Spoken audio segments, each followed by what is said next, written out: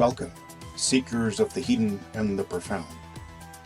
If you enjoyed our last descent into the dark corridors of systematic theology, then brace yourself, because today we're venturing into one of its most intense chambers, apologetics. As you might recall, apologetics is a distinct field within dialectics, that part of theology concerned with intellectual confrontation. So apologetics focuses specifically on the adversarial interactions between Christianity and the non-Christian world, whether that means other religions, alternative spiritualities, or full-on atheism. Now, here's something important to understand. Apologetics is not simply making an apology. It's not just saying, here's why I believe what I believe. That kind of response, while valid, is what we might call an apology. And in that sense, every Christian can offer an apology for their faith. But that's not the same as practicing apologetics as a discipline. You see, apologetics is a field of research.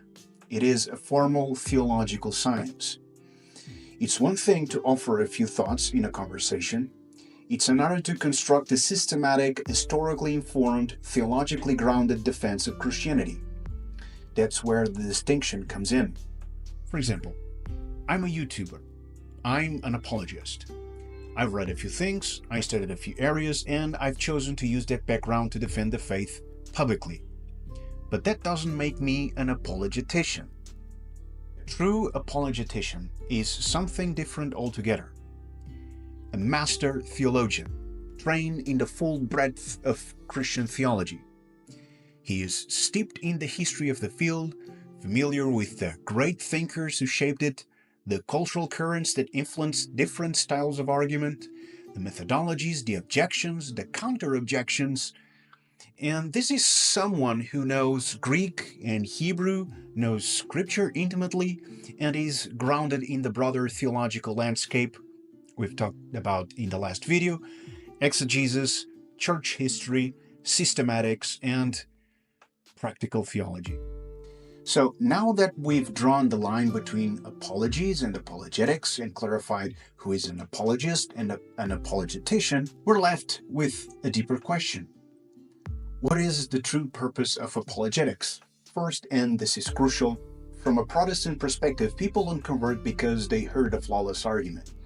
They convert because God wills it, because the Spirit moves, because the heart is stirred and their soul is awakened to truth. So conversion is an act of regeneration, not persuasion. It's the moment when God decides, now! And this aligns with what we actually know about how people change beliefs in general and convert to Christianity in particular. People don't change their worldview because they stumble on a YouTube debate or cracked open a philosophy of religion book and went, "Whoa, solid syllogism, dude. I guess I'm a Christian now. Totally bogus." That's not how it works. So let's be clear. Apologetics is not in the business of persuasion. Apologetics is in the business of truth. Its goal isn't to convert. That task belongs to homiletics, the art and science of preaching, which falls under practical theology. Apologetics, instead, is about the rational defense of Christianity. It justifies the claims of the faith, making belief not just heartfelt, but intellectually coherent. So, the purpose of apologetics is twofold. First, to justify the claims of Christianity, just as any other body of knowledge is expected to justify its claims. And second, to help Christians understand their faith, because religion without understanding isn't faith at all. It's superstition dressed in tradition. So where dogmatics begins by assuming the truth of basic Christian doctrine and builds upward, apologetics begins with no such assumption. The apologetician must demonstrate the truth of Christian claims using the tools of sound reasoning, logic, argumentation theory, mathematics, historical method, and more. So in other words, he plays by the rules of general inquiry, not just in the internal language of theology.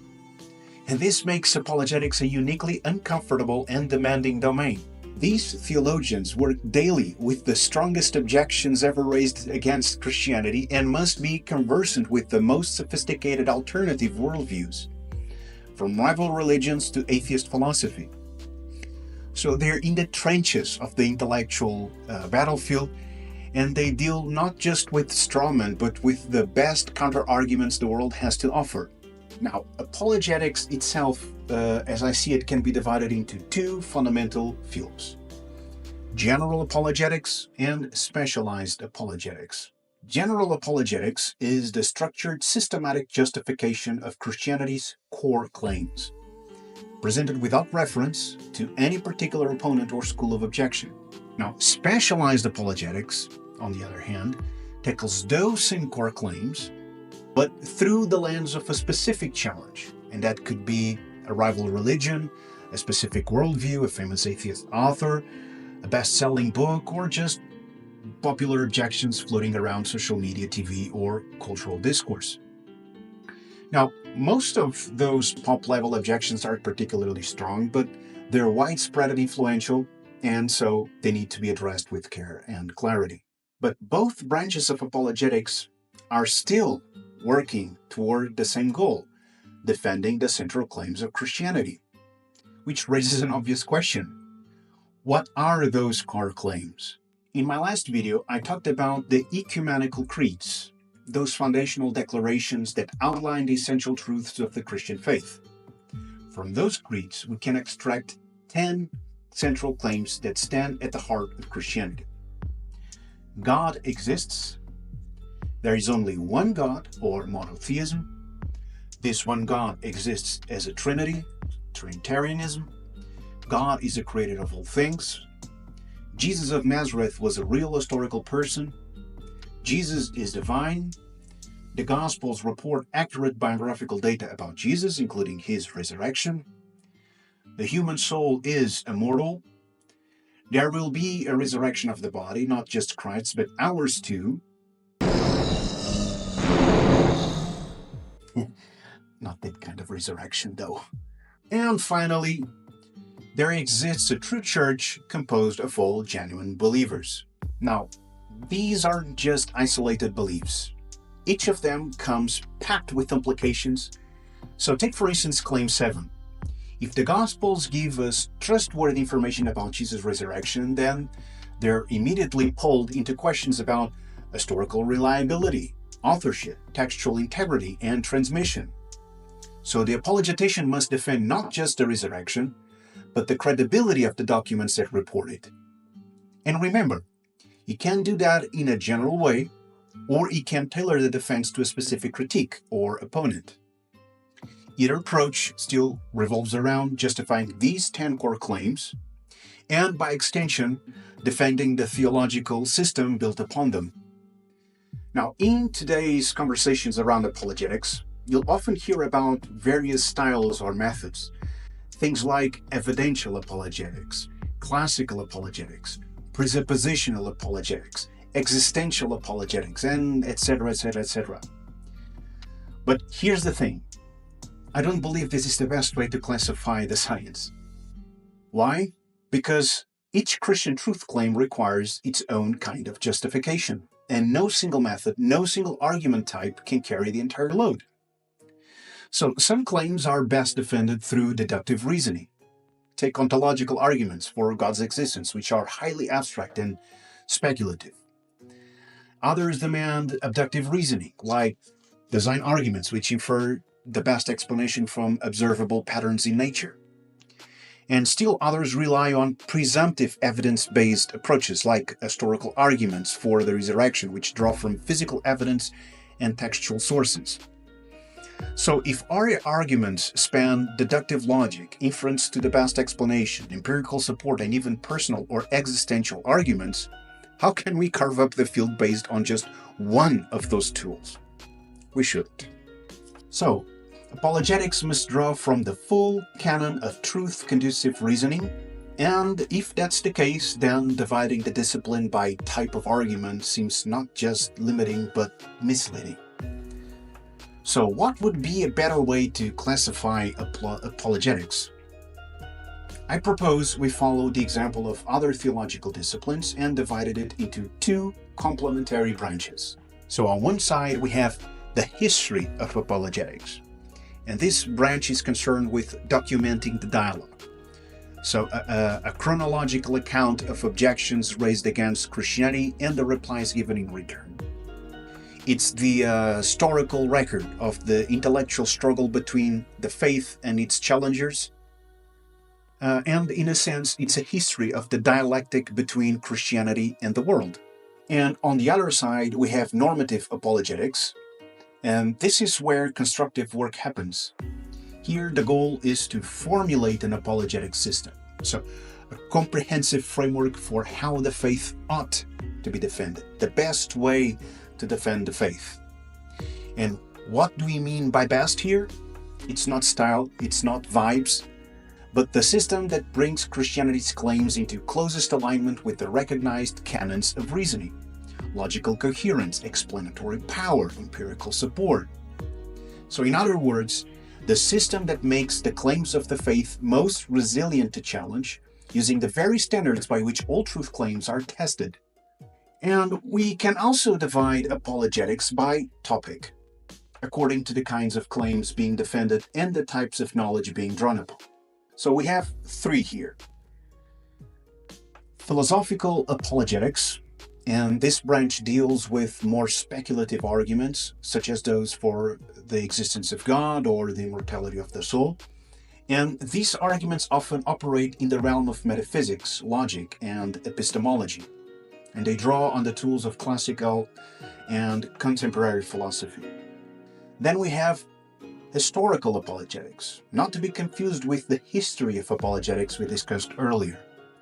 Here the focus is on historical claims, the reliability of Scripture, the existence of Jesus, and the biographical data presented in the Gospels, including, of course, the resurrection. And this involves engaging with historical method, textual criticism, and ancient context.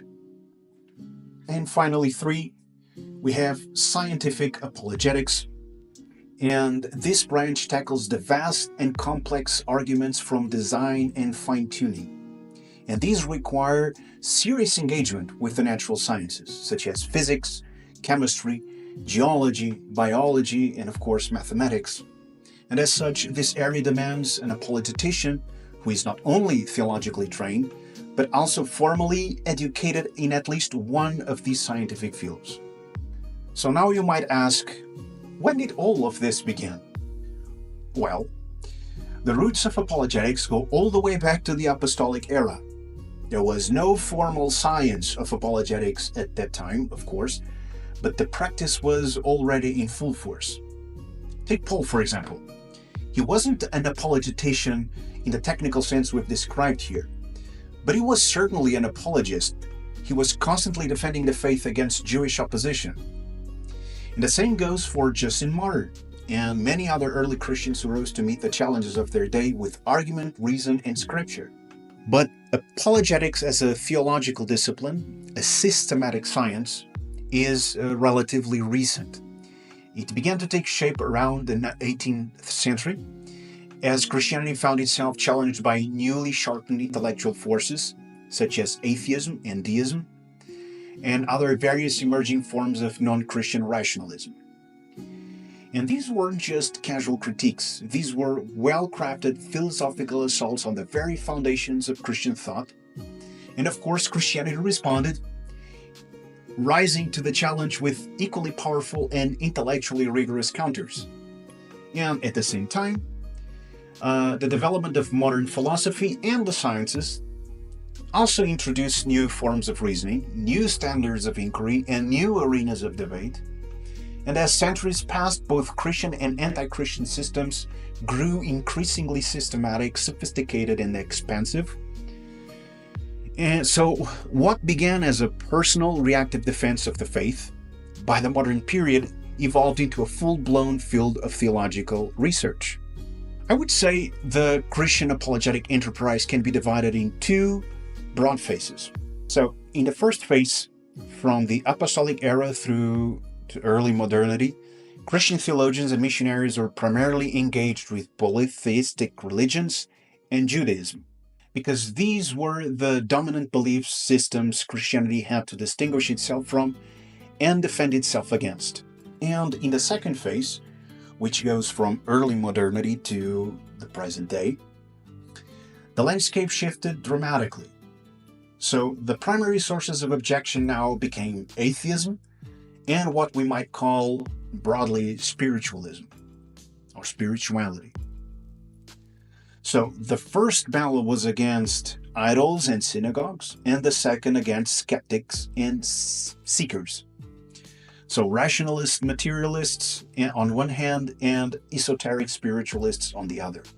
Again, the first phase traces the rise of Christianity, from its beginnings as a marginalized, often persecuted sect in the Roman Empire, to its transformation into a state religion under Constantine, and eventually into a political and cultural powerhouse in medieval Western Europe. And during this period, Christian thinkers found themselves defending the faith on two primary fronts.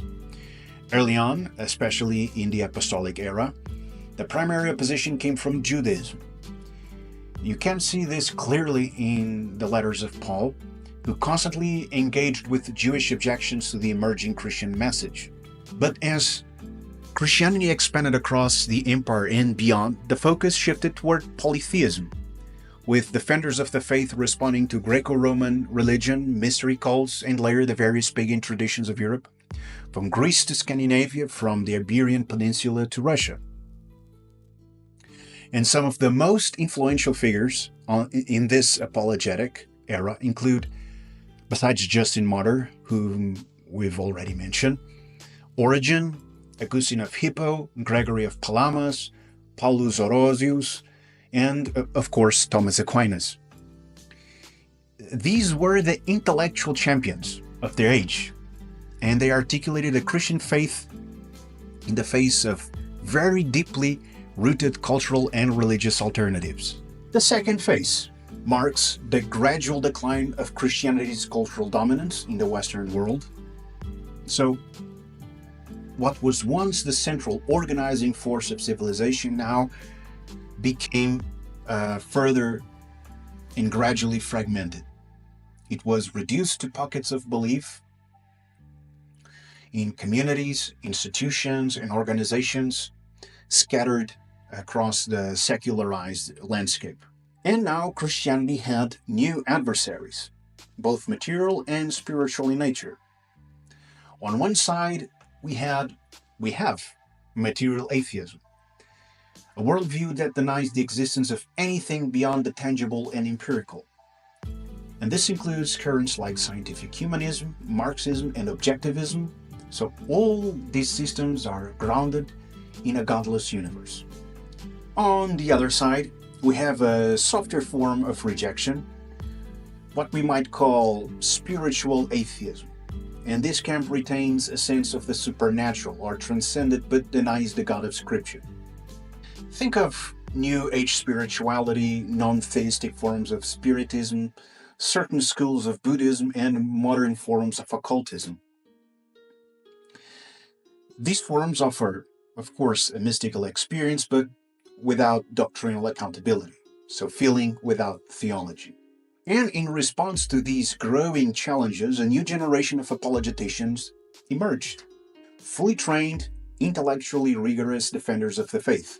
Some of the most prominent names include Blaise Pascal, William Paley, Joseph Butler, James Orr, George P. Fisher, Thomas Chalmers, Johannes Heinrich August Ebrard, Franz de Letiche, Christian Eduard Baumstock, Cornelius Van Til, Richard Swinburne, William Lane Craig, Gary Habermas, and many others. Each of them in their own way helped push apologetics into a more systematic, scholarly, and interdisciplinary form, meeting the objections of modernity head-on. So search any of these names I just mentioned and you'll find a treasure trove of reading material. But if you're looking for a good one-book intro into the field, I'd suggest sampling both old and new.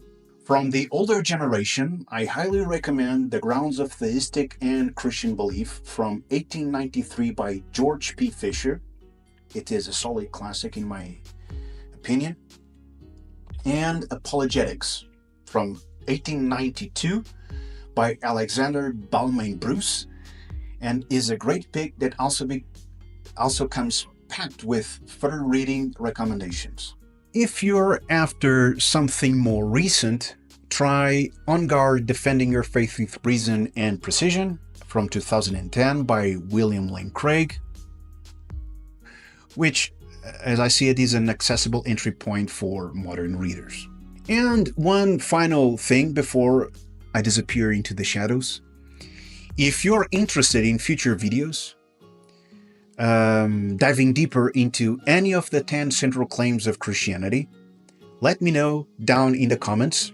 I just might add it to the production schedule. So that's it for this video, brothers and sisters. We've walked through the difference between an apology and apologetics, between apologists and apologeticians. We saw how apologetics can be divided into general and specialized branches, and how within those we find the distinction between the history of apologetics and normative apologetics. We also explored how the field divides by topic: philosophical, historical, and scientific apologetics, each engaging different challenges to the 10 core claims of Christianity.